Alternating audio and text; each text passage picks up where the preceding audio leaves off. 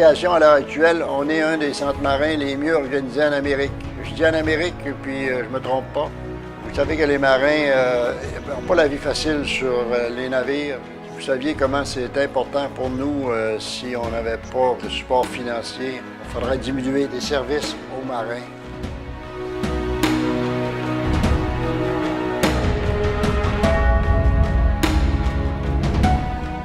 Alors, la Fondation a pu s'impliquer directement dans un village en investissant pour pouvoir pourvoir aux enfants et aussi à tous les gens du village une eau propre, une eau saine, une eau qui va les aider à mieux répondre à leurs besoins.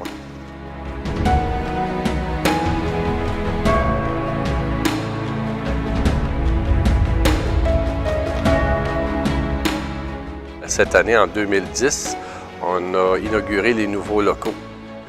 Ça nous permet aussi d'être sur place maintenant, d'avoir un bâtiment qui va nous permettre d'œuvrer encore plus.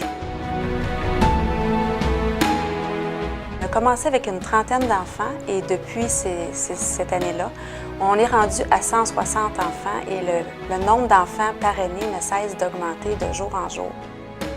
Les enfants sont parrainés mensuellement pour leur école, leur uniforme scolaire, leurs effets scolaires et ça joint aussi leurs besoins de base de tous les jours, de la nourriture, des vêtements, des souliers.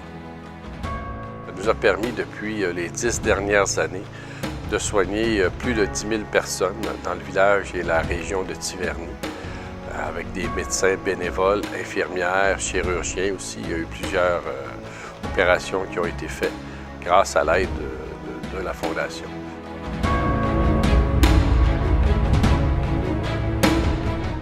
Ça fait plusieurs années que je vais en Haïti, puis je m'occupe de l'agriculture.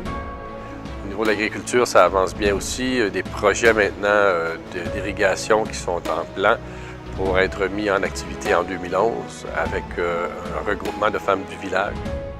C'est bon de leur apprendre à mieux vivre et non pas leur donner le poisson, mais aussi apprendre comment pêcher pour avoir leur poisson.